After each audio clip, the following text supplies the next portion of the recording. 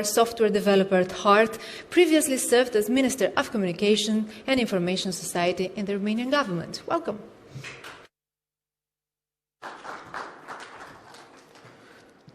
First of all, I want to thank Mike for having me here, talk to you on the stage, and I want to thank all the amazing speakers before me for making this look very easy. It's been a while since I've spoken in public, so you'll please excuse me if I'm a little nervous.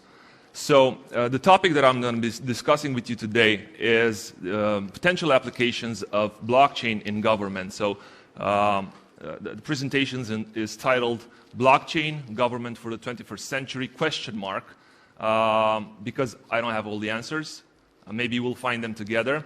But also because this was supposed to be a panel, and now it's a keynote by myself. So I'm going to be trying to answer some of the questions that I had ready for the panel, but hopefully I'm going to raise some more questions for yourselves to answer for yourself. So you will please excuse my poor design abilities. What I want to talk to you about in the beginning is, why do we need a third party? Why do we need the concept of a trusted third party? Why is this a part of our society, a part of the way that we do things? And I think that maybe the simplest answer is that we couldn't have done and couldn't have organized society if every member of a society would talk to every other member of society to reach consensus. So imagine you have a group of 10 people trying to reach consensus, then you would have to have like around 100 talks between all the parties engaged to reach consensus. So it was practically infeasible to have societies organized this well. So this is why we appointed leaders, tribe chiefs, or judges, or all sorts of types of leaders. This is why we have them, because it was impractical until now to organize in a distributed fashion.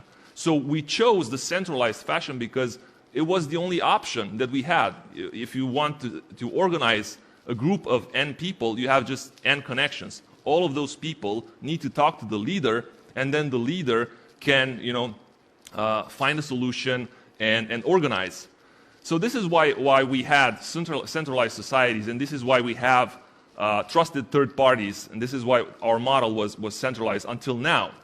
And then again, we evolved to a more decentralized model where you have many leaders of countries, many leaders of companies, of societies, talking to each other to reach consensus on a global level or regional level. But now we can have distributed, because even though it is difficult for people, generally speaking, to have those 100 connections for 10 group people, now it's easy because we have blockchain, we have technology, and technology takes care of this burden for us. So now we can organize in a distributed manner without trusted third parties. But can we do away with trusted third parties for good? Can we say, okay, from now on we're just going to be using the blockchain, and we don't need to have presidents, we don't need to have judges, we don't need to have notaries? Can we do that? Well, the answer is obviously not. We cannot do away with them because there are a lot of challenges. First of all, there's always some input left that needs to come from the real world into the blockchain, and usually we call those oracles, places where information from the outside world is put into the blockchain, and that by definition is a trusted third party. So we cannot eliminate trusted third parties from our ways of doing business, of doing politics, and everything else. One of the biggest promises of blockchain in terms of how we organize society and in terms of the impact that it's having on government or politics is so-called liquid democracy, where you do away with political parties. You don't need political parties anymore. You just have and you don't have one representative that does everything for you. You have, for each niche, for each type of topic and a subject, you have one representative. You vote for that guy, he does the thing that you voted him to do, and then he steps out and you appoint someone else for a different topic, for a different issue. So is this feasible right now? No. It's not feasible, and for many reasons. First of all, we don't know if it's a better model. We speculate that it might be, but we don't have actual data. No one has put this model to the test. So we don't know how it will do. An even more important issue is that the constitutions and laws, national laws, don't allow for this. So unless we're trying to topple some government somewhere, liquid democracy is not a thing. It cannot be done. You have to find solutions that are in the constitutional and legal framework of a country. So, where are we headed? Are we headed into a utopian, decentralized crypto society where everyone can have their say and express their views, or are we headed towards a blockchain plutocracy, right? A rule by a few powerful individuals using blockchain? It's a tough question, and I don't think I have the answer. But I want you to consider this. In a decentralized environment, right? Take Bitcoin, for example. Take Ethereum, for example. Any other public blockchain that is distributed and decentralized.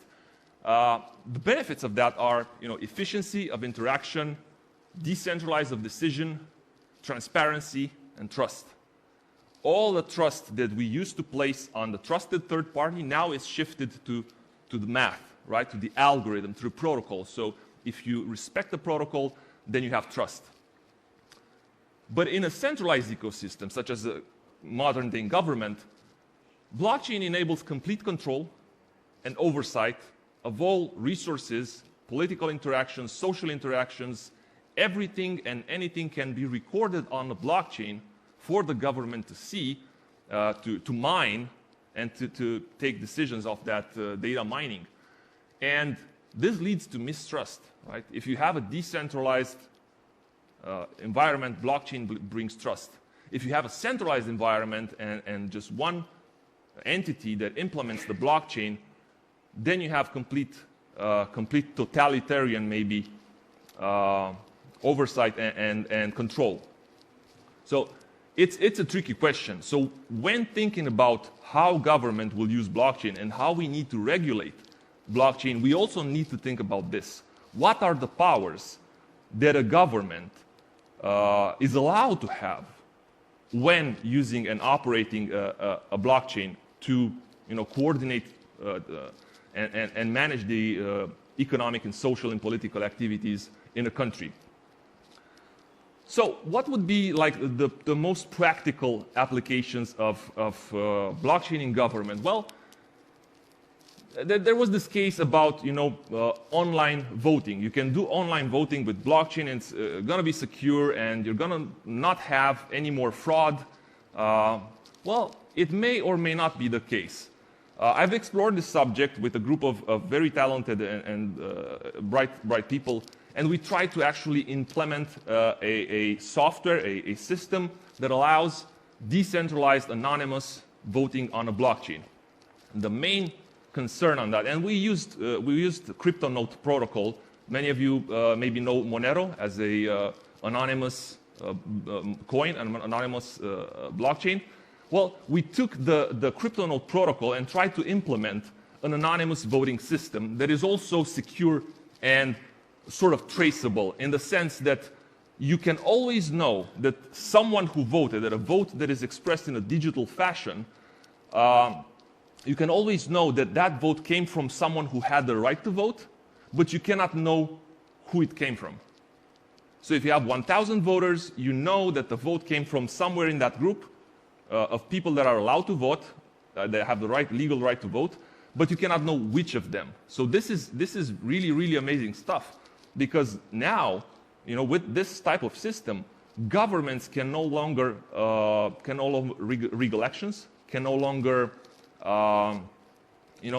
try to manipulate election results, and you have complete, again, anonymity guaranteed by cryptography and math. But the issue is that there's one recommendation by the Council of Ministers of the Council of Europe on online voting that says if people vote online before the day of the elections at the polls, then on the day of the elections, if they choose to annul their vote that they gave online and vote on a ballot paper, then the government needs to be able to cancel that vote, to annul that digital vote, and allow the person to vote on paper. Well, this is bad. This is really, really bad, because if a government can identify a vote to cancel it, there's no more anonymity of the vote. So there's a problem with these recommendations that also Estonia implements. As a cybersecurity expert and working 3 years for the National Cybersecurity Department of Romania, it's shocking to me that someone can consider that electronic voting system secure, because it's based on trusting the authorities to do the right thing, you know. And maybe Estonia has a trustworthy government, but there are many places in the world where people cannot fully place their trust in government, and this is what we're trying to actually solve with blockchain. You know, do away with the need to trust the people that organize the elections, you know. So it's maybe not. Maybe we're not ready for online voting on a blockchain yet.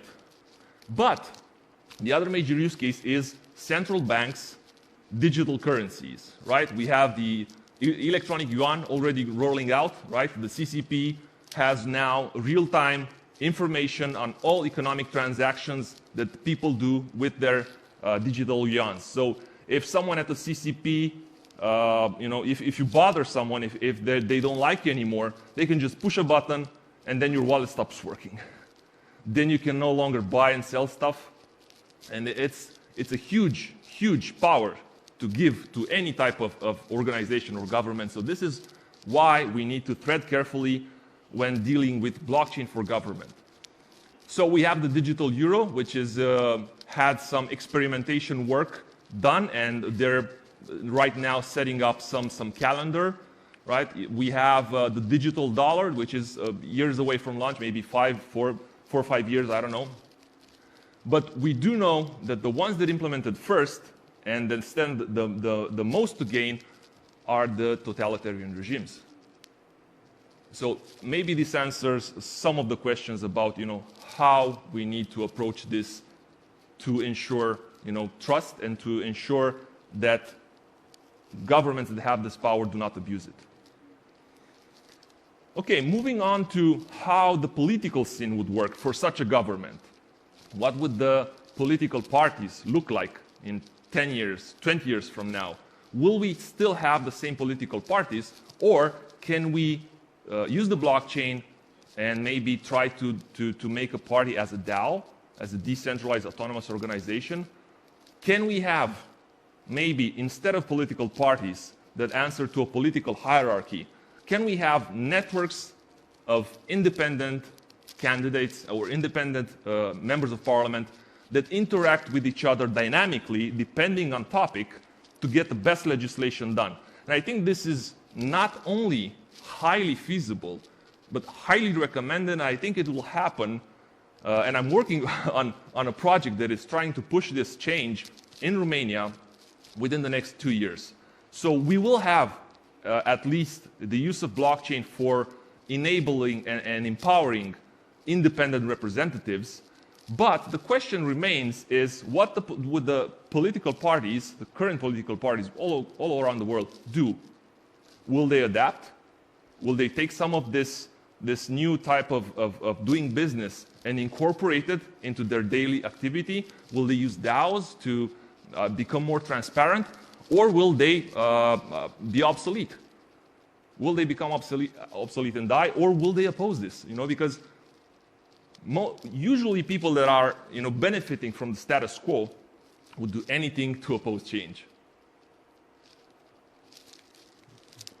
So can we have government as a DAO? And will that still be a DAO? Will that still function as something decentralized? Or would it be a centralized autonomous organization? This is a phrase that I coined myself, so take it with a grain of salt. But if a blockchain is completely ran, you know, by the government, for the government, then you can no longer call it a decentralized organization. So it will be centralized, but it will be using automation and smart contracts to deal with some of the tasks. So the most likely use case that I'm seeing here for government, besides the ones that were already mentioned, is government contracting. You can use a sort of a smart contract to decide which bidder gets the contract, and then you don't have any more manipulation of public procurement processes. The least likely would be the justice system, because no one wants to be judged by a machine. You want to be judged either by a judge that is a person that you can relate to, or by a jury of your peers, people that are like you. So this type of use case is one of the use cases that is very, very related to like a dystopian society. So we need to be very, very careful, again, when implementing blockchain technology. Depending on the use case, we need to impose strict rules and do testing, do sandboxing, and not just rush to deliver everything at once, because there may be unforeseen consequences. So we need to be really, really, really careful. So one of the use cases that I am exemplifying here is not really most likely or least likely, but it's interesting, it's funny. Can you imagine having a fiscal authority like ANAF in Romania or the IRS in the United States that automatically taxes every transaction on a blockchain? And I think it's really, really feasible, You just need to implement some sort of regulation saying that the only blockchains that are accepted for business in a country are such and such blockchains that need to follow such and such rules. Maybe some of those rules mean, your code needs to be written in a sort of fashion so that it can, every transaction can pass a little piece of that value to the fiscal agency.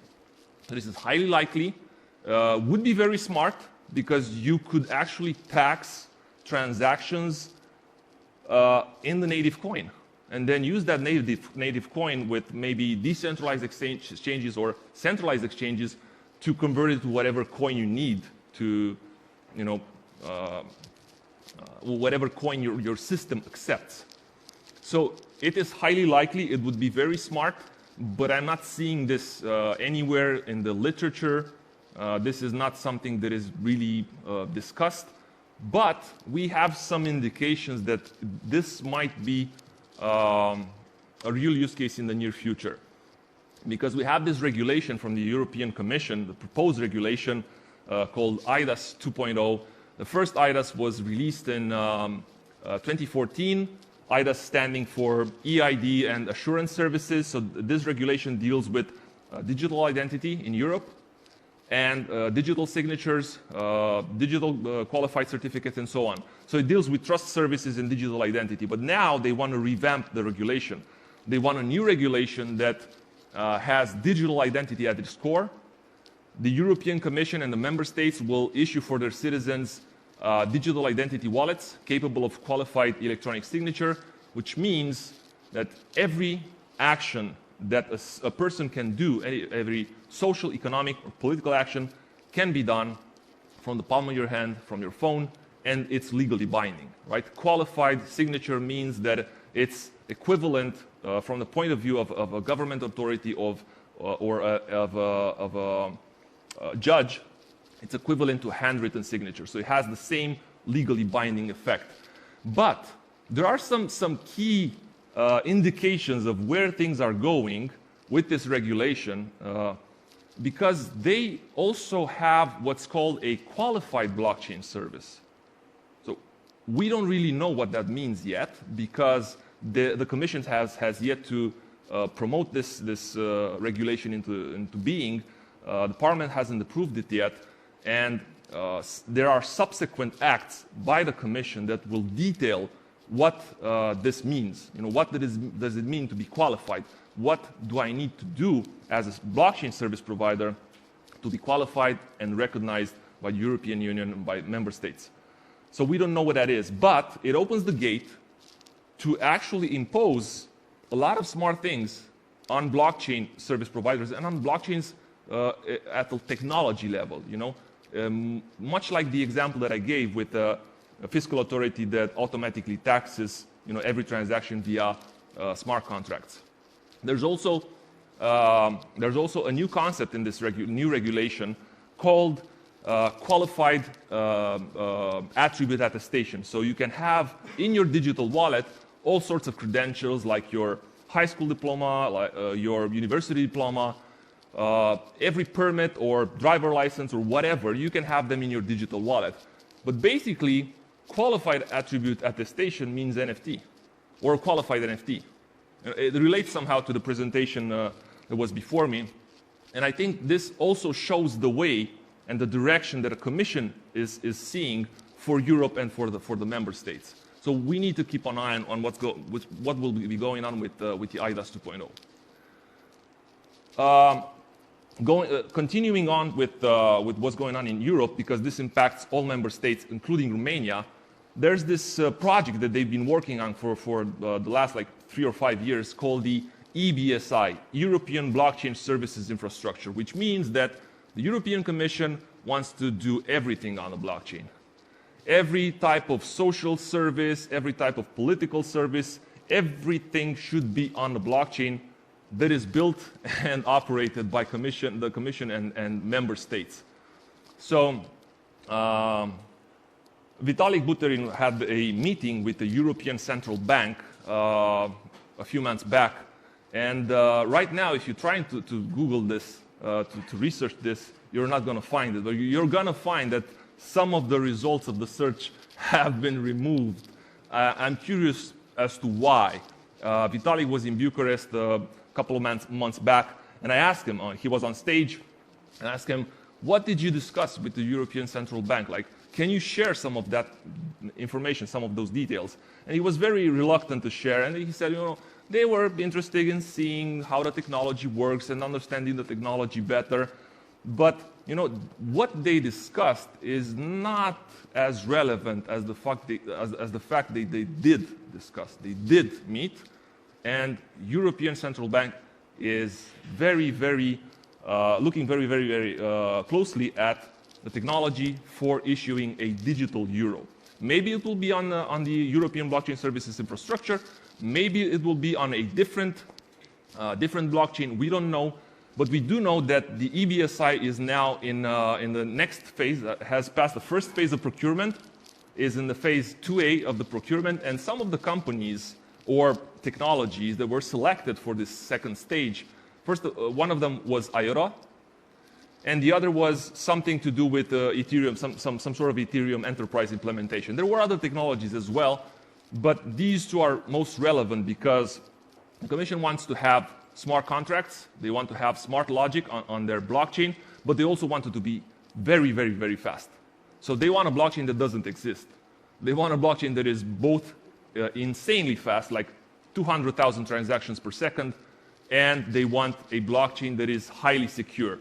And it's really difficult to when you have speed, you lose some of the security. When you have security, you lose some of the speed. So it's really interesting how this will pan out. And the fact that you have both IOTA and Ethereum as candidate technologies for this blockchain. And I guess we'll have to see how the procurement goes. And this will show and will shed some light on our future as residents of the European Union and as citizens of Romania. Thank you.